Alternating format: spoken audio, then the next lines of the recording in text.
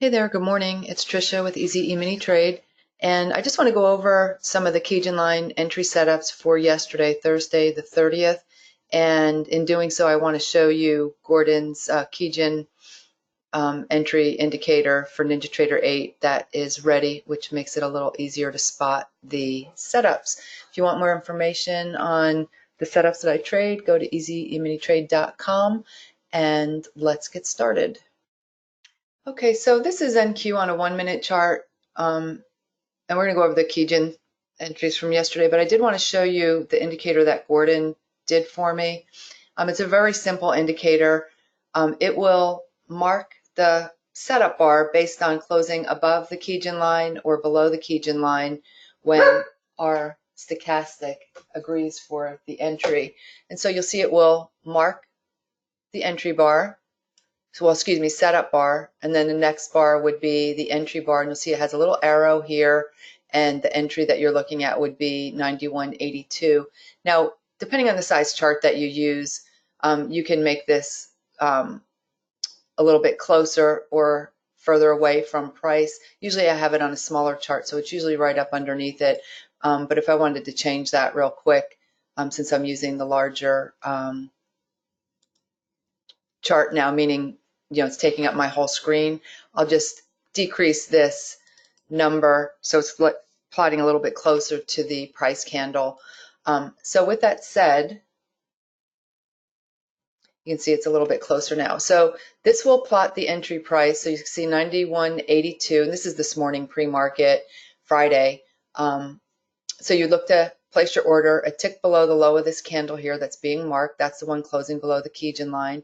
And one tick below that would be 91.82 and a quarter. So this way you don't have to figure out what the entry is. This will pop it up one tick below the low, or here one tick above the high. So this will be the setup bar to the upside. You see our green arrow here closing above the Kijun line, and one tick above that would be 91.79.50. There's also an audio alert that you can use in this as well, which I do because I use lots of audio alerts so I can snap my attention to the chart that is getting a setup. And then it's only going to plot the most recent long setup or short setup. You'll see back here, you still have your arrow where you would have your entry, and then here would be the marker above the bar marking it for the short, but you'll notice that the text is now gone for the entry price, as you can see it here. So last two here, and then like I said, it disappears there. Okay, so let's just go back at yesterday and look at that. Okay, so you can see here right off of yesterday's open, this was at 9:33, 9:32 actually. You could see our arrow here. At the time, it would have given us the entry price for us to place our, order, so we know where to place it. But get closed above the Kijun line, which is this purple line here. Green line above the red, we're good here. This is a little bit too early for me to want to take it, but even if it was a little bit later, this is the previous day's low. So I would always use caution taking a buy into the previous day's reference areas or a short into the previous day's reference areas, unless I have enough room to be profitable if I should happen to get stuck there. But technically valid for a buy here. Next, we have a short right here. You can see closing below the Kijun line here, our arrows being marked at the time using Gordon's indicator would have marked the entry price for us to place our order one tick below that, which would have been 86 and a quarter. And then you can see you get a little something out of it. It looks like maybe you get like actually better than a little something. Looks like maybe 6 points or so. And obviously, anytime you're taking something above the cloud, you're always going to be aware of where the cloud is. I don't know why, but this Ichimoku for Ninja 8, sometimes when it gets really skinny and it's kind of twisting to the opposite direction, you'll see that it disappears. I've tried a few of the Ichimoku indicators that I found out there for NinjaTrader 8, and they all do that. So anyway, with that being said, remember this blue line would be plotting back here somewhere. I think I'll just remove that for now so it's not a distraction. And that was the Chico line, and I'll go over more of how to use that in the future. And obviously, if you have the webinar recording from this month and last month, you already know. So anyway, we would look at the area of support, and remember, we can see our cloud in the future. So when we see this trade set up and we can see our cloud is here ahead of us, we would look to the lower end of that cloud as a possible support area. And I'll show you toward the end of the chart the future clouds so you can see what I'm talking about.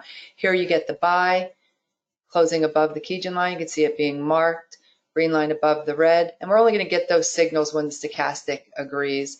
This one into the previous day's close. So again, not a lot of room. So this would have to be a pass for me if I was interested in that. Next one that we get that is valid is here for the buy. And as always, anything that you're doing under the cloud is going to be your target or possible resistance area, and anything that you're doing above the cloud short, the cloud's going to be your possible support area. So you take that, it triggers you. It takes a while to actually start to trade higher into the cloud. Just a reminder, when you get that 40-point gapper between the two stochastics, that's usually a heads up on the 1-minute chart that price is going to go sideways until that space fills up. So again, you had to have some patience for that. And then you get another opportunity here. So this is valid and this is valid. Either one of them would have triggered you, and they both would have worked out into the same area of resistance. And when in doubt, if you struggle with the cloud, just look to the left and get an idea of where you have some previous price action and use that as your possible target. So you could use this little area here, right? You can see the commonality here. And then next one that is valid, this one's not valid because our stochastic red line's still in overbought, so we would not be looking for a short. Now that's not to say if you wanted to be aggressive and take it anyway, knowing that you've got support of the previous day's low here below you, you absolutely can. You can be as aggressive or conservative as you like with that. Here you get a buy, you can see our green arrow, and this is setting up for buy into the cloud. So this one is always going to be a little bit iffy, right? Because the cloud is telling us that, generally we're going to likely get stuck in there. And if you wanted to take it, anticipating trading to the top part of the cloud, you absolutely could. You can see that it doesn't really go anywhere, and you have plenty of opportunity to get out at break even if it's not going. And then one other thing I would like to point out is that you're taking that long here with that 40-point gapper. So that's a heads up that price off the 1 minute is probably going to go sideways. When we're looking at that gap between our two stochastics on a tick chart or a range chart, you'll notice that we can capitalize on those as taking pullbacks off of support or resistance. But generally on the time-based chart, like I said, most of the time price is going to go sideways to fill that space. You can see that it goes sideways here and it starts to fill the space, and it does actually move lower and completes filling it. Next one that is valid here, and you get your buy. You can see everything's in line to take it. Green line above the red. Cloud would be the resistance area. And you can see this area of 53 from earlier this morning or yesterday morning that that's about right where it is. But if we look to the left, we could see that this was actually holding back here as support. So that would likely be the next resistance area, which falls right in line with the cloud. That's the point. This short here, valid, green line below the red. You place your order a tick under that candle. Would have never triggered you on the next bar, right? So this is the setup bar. Next bar would be the entry bar that we would want our order to be filled on. Never triggers to the entry sitting a tick below that, so you would cancel your order. Here you get another short setting up just outside the cloud, and we know that we've got the support area down here around 38.50. Realistically, if you were a little concerned, you can always just kind of have a heads up when price gets to this area. In the event that it can't get through, then you'll be looking at the next support area and then the next possible support area. So common area would be right here between these bars. Can you see that? We have all these tails, but all the bodies have this 35.50 area in common, whether it's the open or the close or general area of open or close. So that would be an area that you can watch. Then if it gets you there, then you'd be looking down here. Next valid one from yesterday, short here. It's valid because green line under the red, closing under the Kijun line. You get a little something out of it. Doesn't quite trade down to the cloud here, but we have to remember we do have the capability of seeing the future cloud. And if we look ahead at the future at that time, because keep in mind, we won't have anything price bar left of this showing, obviously, as this is happening, but we will have the cloud. And if we look at the cloud ahead of where price currently is, you can see that it's falling right in line here around that 51 area. So, questionable if you want to take it or not. If you take it, like I said, you get a little something out of it. The entry on that would have been 50.75, and this actually got to 48.75, so good for a couple points. This buy here, valid, green line above the red. You could see we're getting our arrow, entry a tick above that bar. Now in taking this, the entry on that one would be 57.50. We would be looking at this general area here to our left where price has been holding. And if you want to pull it down here, so that would be like 58.75 area. So if you take this as a buy, you would just be aware that we could get stuck up there around that 58.75, and then you're looking at the next little area here where this is around 61. And then the next one that is valid, this was, I don't know what was going on there around 2:30, but something was, actually 2:45.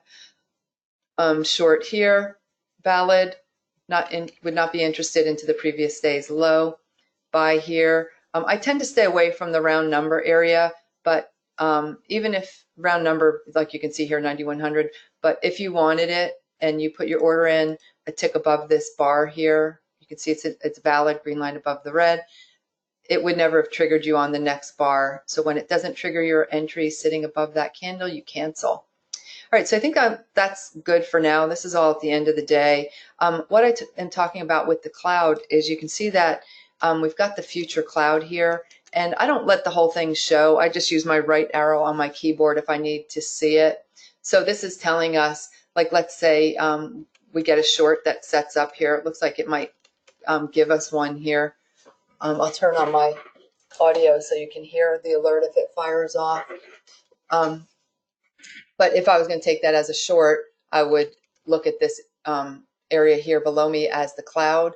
But I can also look to the future and see that we have this area here where it's kind of marking ahead of price here where possible support is. All right, so if you want more information on Gordon's indicator, just go to my site, Easy Mini Trade. Go to Gordon's Ninja Trader 8 indicators, and you will see it down here. Click on that Ichimoku Kijun indicator, and all the information is there. Once you purchase it, you'll get a link to download everything, as well as the instructions and a video walking you through setting it up, as well as access to the webinar to refresh your memory for the possible Kijun setup, and also the audio alerts if you choose to use audio. Okay, you guys, I hope that you find that helpful. I hope you have a fabulous day and a fabulous weekend, and you all take care.